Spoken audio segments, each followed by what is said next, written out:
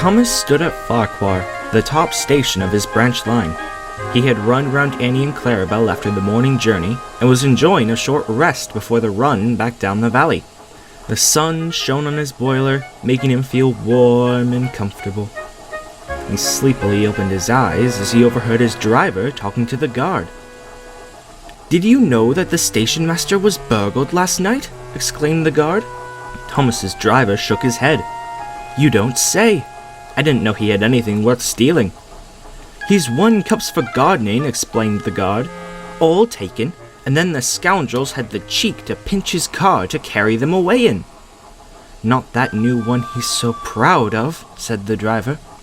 The guard nodded.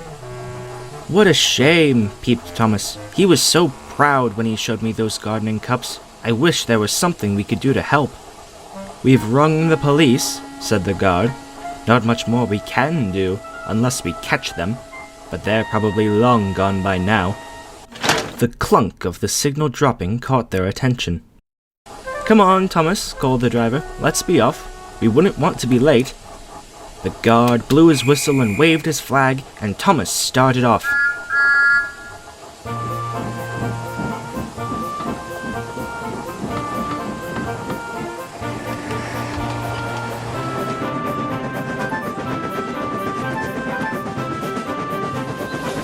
Thomas puffed down the line, stumped over what to do. "What a shame," he puffed.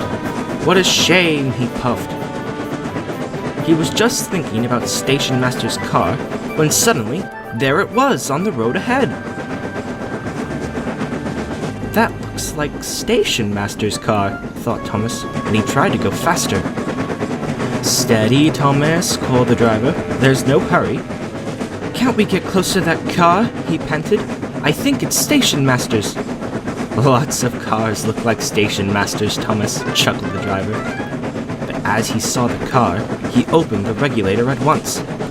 "That's the car all right, Thomas. After it!" Thomas puffed and panted down the line, and soon drew level with the car. He whistled furiously and scowled at the car.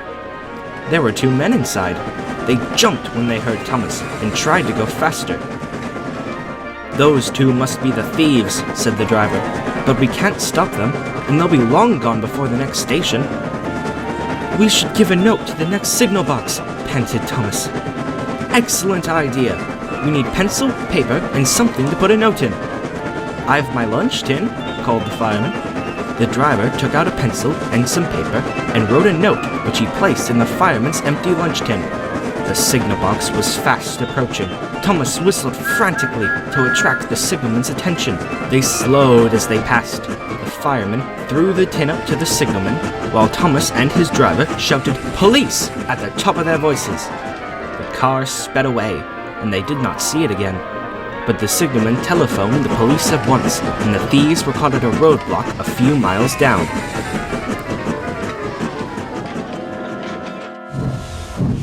When Thomas pulled into Farquhar later that day, he was surprised to see the station master's car. The station master strode up to Thomas, his arms full of gardening cups. "Thank you for saving my car today, Thomas," he said. "I would have been very upset if it was lost for good." "Oh, thank you, sir," Thomas smiled.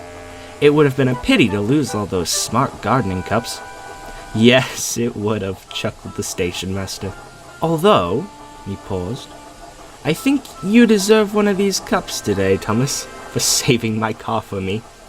He placed one of the cups on Thomas's buffer beam. Thomas was amazed. "Really, sir? It's your cup after all." "Of course, Thomas," he beamed. "You've been a really useful engine indeed."